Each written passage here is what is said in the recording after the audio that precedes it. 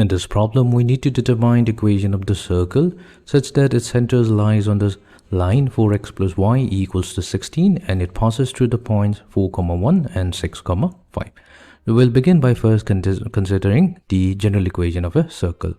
So let the equation of the circle be x squared plus y squared plus 2gx plus 2fy plus c equals to 0. Let this be equation number 1. So we are considering the general equation of a circle or the general form of a circle. Now since the points 4, 1 and 6, 5 lie on the circle, that means we can say that these points are going to satisfy the equation of the circle. So what we can do, we can replace the value of x with 4 and y with 1 into the equation, and that's going to give us 8g plus 2f plus c equals to negative 17. So this is going to be one equation. We're going to label this as equation number 2. And the other point 6, 5, that's going to give us the equation 12g plus 10f plus c equals to negative 61. We're going to label this as equation number 3. Also, it's given here that the center, now if we have the equation written in its general form, the center is given by the coordinate point negative g, negative f. So this center lie on the line, and we have the equation of the line given to us. That's 4x plus y equals to 16. We can say that this particular point is going to satisfy the equation of the line. Now we get a new equation, that's going to be negative 4g minus f equals to 16. We're going to label this as equation number 4. Now our goal will be to find out the value of g, f and c. So let's begin with equation number 2 and equation number 3. So we'll subtract equation 3 from equation 2. So that's going to give us, so we have 8g minus 12g, so that's going to be negative 4g. Then we have 2f minus 10f, so that's negative 8f. C and C gets cancelled out. That will be equals to negative 17 minus of minus 61. So we have 61 minus 17. So that's 44. Positive 44. Now what we can do, we can take 4 as the common factor from each term. So we get negative g minus 2f equals to 11. So let's label this as equation number 5. Now we have equation 4 and equation 5 containing only two parameters, that is g and f. We can solve the two equations to find the value of g and f first. So let's do that.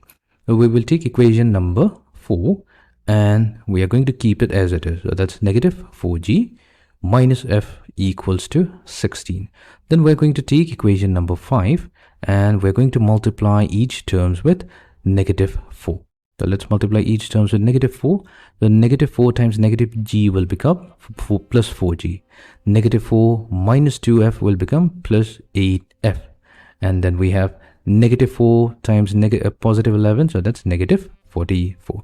This is done so that we can add the two equations. That is going to get rid of negative 4g and positive 4g. Then we have 8f minus f. So that's 7f equals to, we have 16 minus 44. So that's negative 28. So solving for f, we get the value negative 4. So now we have the value for f.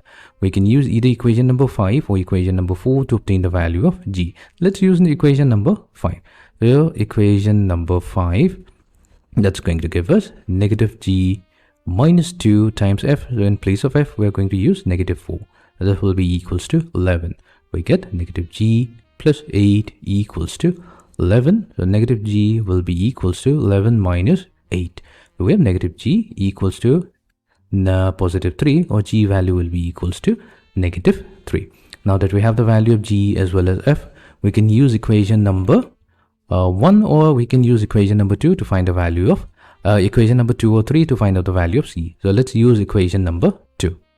So here we have the value of g, that's negative 3. So we have 8 times negative 3.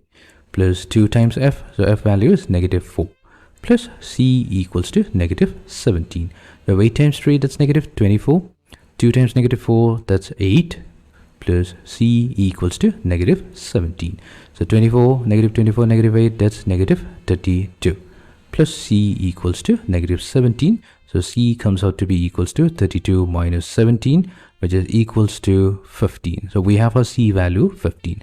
So we have F, we have G, and we have C. Now we can define the center of our circle, because the center is given by the coordinate negative G comma negative F. We now get, so since G is negative 3, so negative G will become positive 3, and F is negative 4, so negative F will become positive 4.